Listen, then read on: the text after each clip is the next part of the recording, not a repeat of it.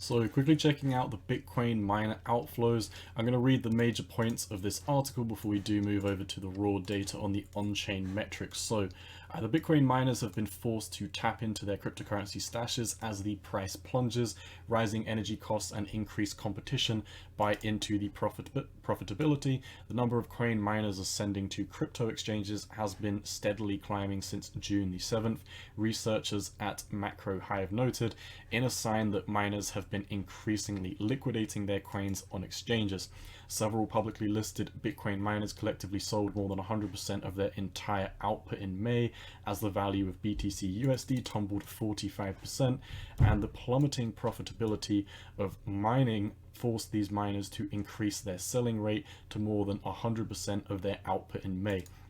These conditions have worsened in June, meaning that they are likely to be selling even more. Now, why does this make sense? Well, when we do look at the Bitcoin on-chain metrics, this is the total hash rate. This is basically how secure the network is, judged on how many people are mining with X amount of computing power. When we look at the past year, when we look at the all-time really, you can see that it is in a massive parabolic run. But when we switch over to the past 180 days, actually let's switch over to the past year. You can see the market structure has been very bullish. You've got, lows down here, higher lows, higher lows, higher lows, higher lows, higher lows. I'm not going to read through all of them, but you can see it's been making higher lows and higher highs for a very prolonged period of time. This has been diverging from the price of Bitcoin. The total hash rate is a macro indicator. Normally, you can see this pretty much lines up with the Bitcoin price because the hash rate goes up and the price subsequently follows. This is a leading indicator for Bitcoin. So now we're seeing in the past 60 days, this has started to top out. It made an all-time high, which is great, but now it's starting to head down. And when we look at the yearly structure, you can see these were your lows, higher lows, higher lows, higher lows, higher lows. And now we're starting to break the market structure. We are breaking down and making lower lows in the total hash rate, meaning the network is secure, is less secure rather, and subsequently the network is less valuable because the value in the network comes from how many people are using it and how secure it is. Thus, the more unsecure the network is, then the less the value proposition of Bitcoin is, and subsequently the price should be slightly lower. So this is a macro indicator, not necessarily looking too good in the lower time frames, and you can also see the network difficulty, a relative measure of how difficult it is to mine a new block on the blockchain. This has been drastically increasing for a very, very long period of time. Over the past year, this has been going up, meaning that it cost miners more money to mine the same amount of Bitcoin.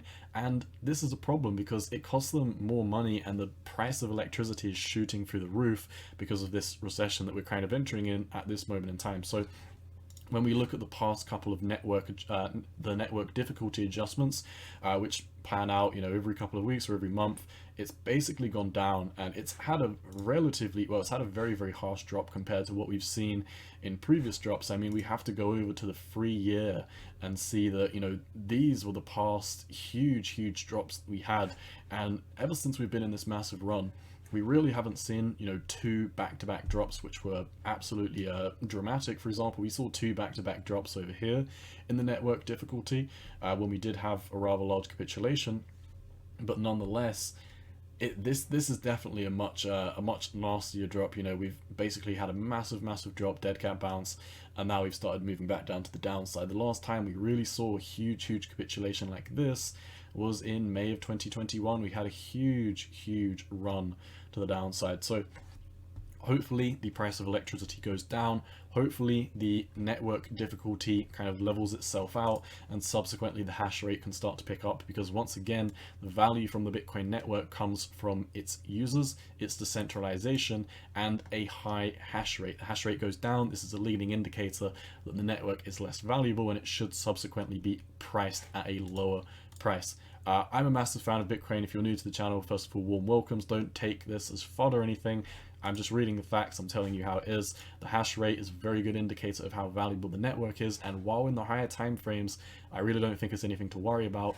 In the lower time frames, this definitely could be a good indicator that we could be having one last flush to the downside. That's all I've got for you today. As always, Cowboy out.